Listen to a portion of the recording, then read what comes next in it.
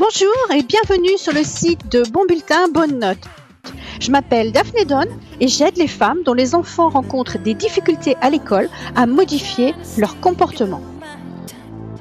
Bonjour, bienvenue dans ce nouvel épisode. Alors aujourd'hui, c'est l'épisode numéro 26 et on va parler de discipline. Alors, je suis sûre, dès que vous m'entendez prononcer ce mot de discipline, il y a plein d'émotions différentes qui montent en vous. Alors certaines vont immédiatement se sentir coupables parce qu'elles pensent qu'elles manquent de discipline.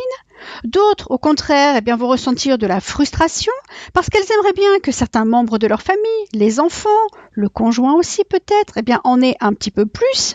Et puis d'autres, vont immédiatement faire comme une réaction allergique à ça. Oh non, ça va, on galère assez dans la vie comme ça. On va pas en plus être comme des moutons, tous disciplinés, tous bien rangés les uns derrière les autres. Bref, certains, j'en suis sûre, ont carrément une réaction épidermique rien qu'en entendant ce mot.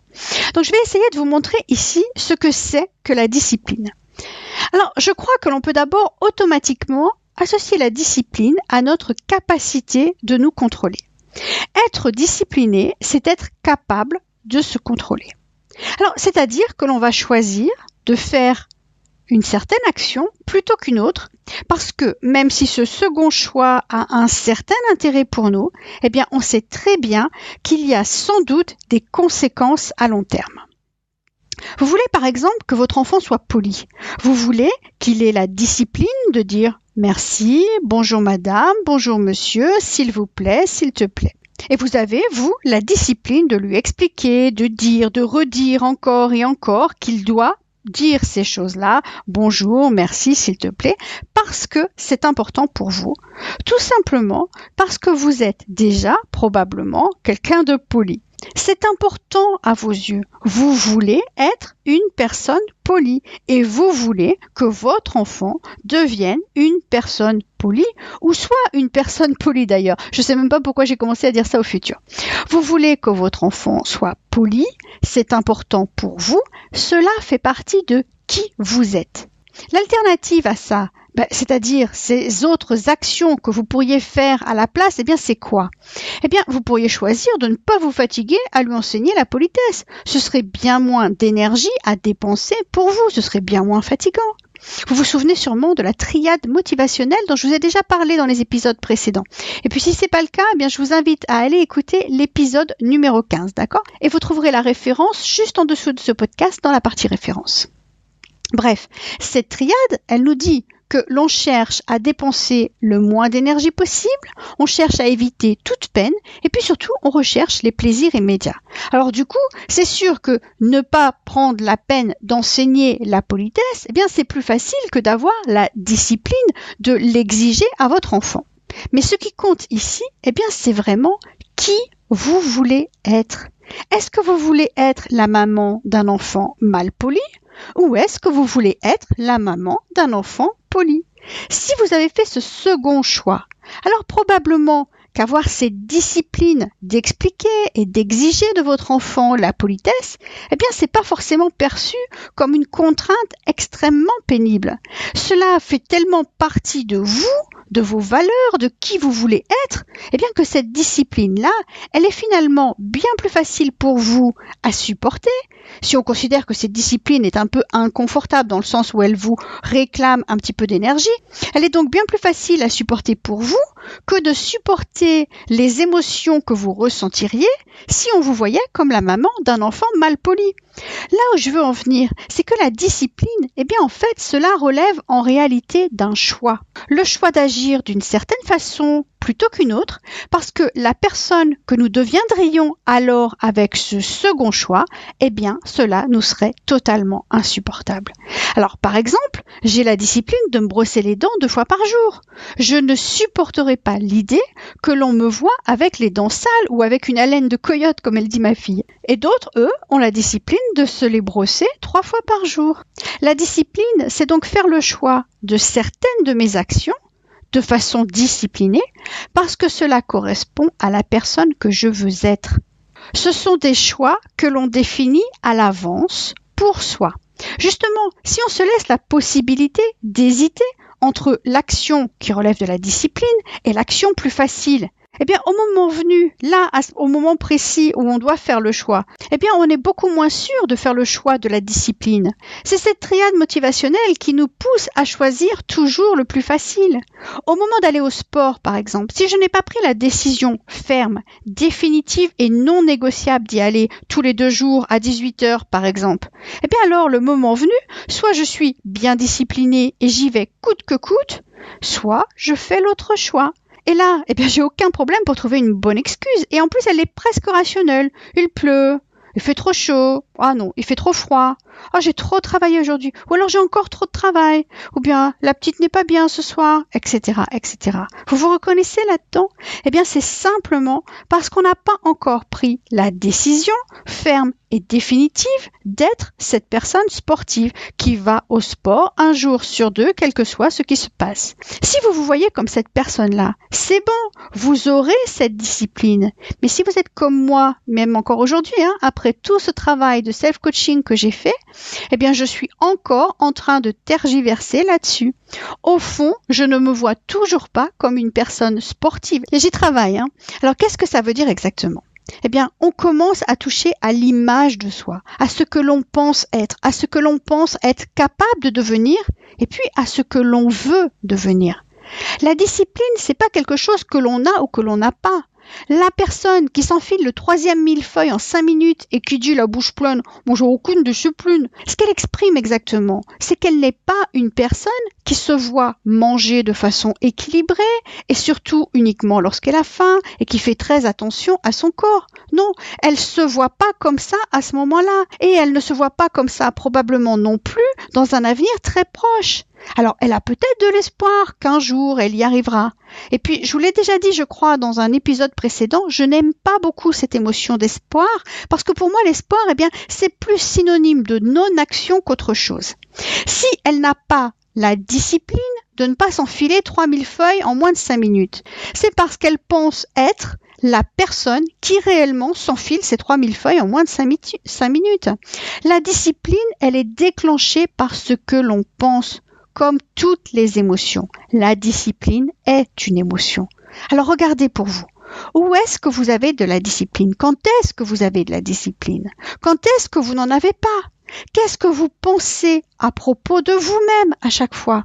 Voyez-vous le lien avec la personne que vous êtes, ou alors avec la personne que vous voudriez être, ou avec l'image que vous avez de vous-même?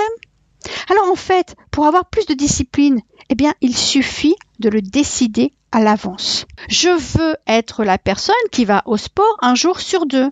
Quand je dis que je tergiverse encore avec ça, eh bien c'est parce que je vois venir les pensées qui me disent « Mais non, reste au chaud, n'y va pas, tu es fatigué, etc. etc. » Alors il suffit de me rappeler qui je veux être.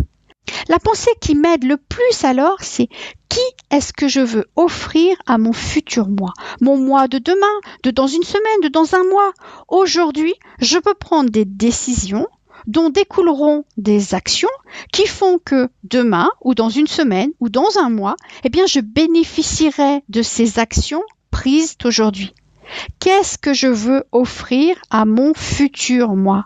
Celle qui ne va jamais au sport finalement? Celle qui y va que de temps en temps quand ça lui chante? Ou bien celle qui a la discipline d'y aller 1 jour sur 2 comme convenu? La personne que je serai devenue dans 1 jour, dans 7 jours, dans 30 jours, elle ne sera pas exactement la même personne que celle que je suis aujourd'hui. Pour moi, c'est ça la discipline. Faire le choix d'agir en fonction de la personne que l'on est déjà ou que l'on veut devenir.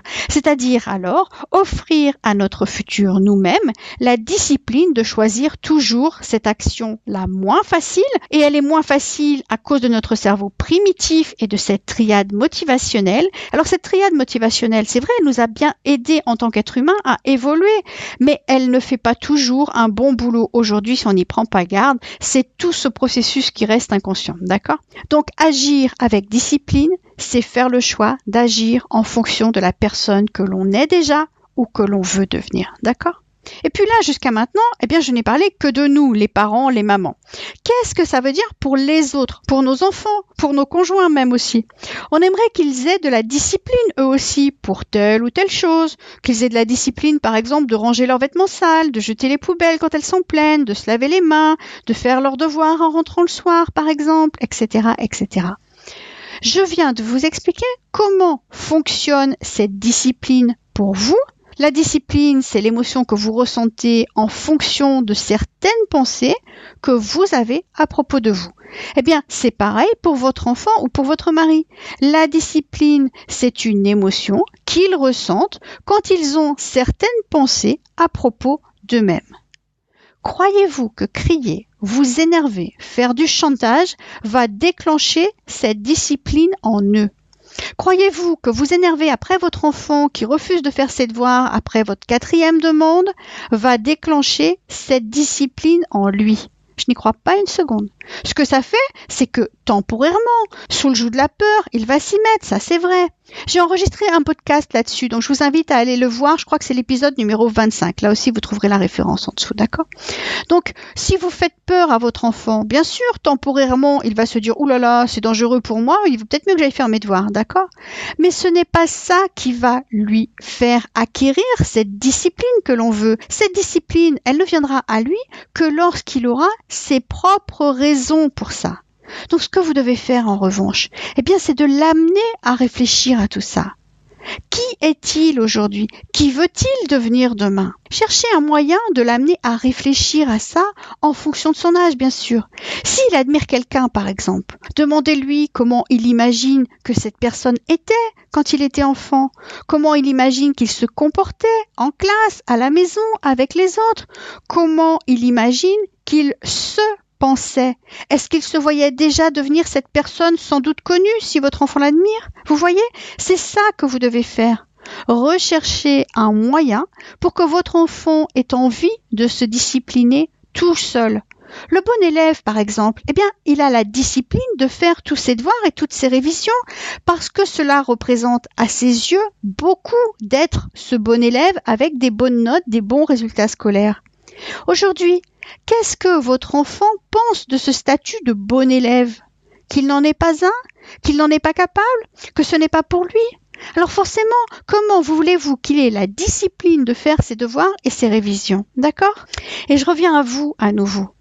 Vous êtes la mieux placée pour l'aider. Est-ce que vous avez la discipline de chercher à comprendre comment votre enfant fonctionne? Pourquoi est-ce qu'il fait ce qu'il fait? Ou bien est-ce que vous êtes énervé, frustré? Votre propre transformation vous aidera à transformer votre enfant. Ce n'est pas l'inverse, d'accord? Ce n'est pas quand votre enfant aura des bonnes notes que vous serez plus sereine. Ce n'est pas quand votre enfant fera ses devoirs tout seul le soir que vous serez plus sereine.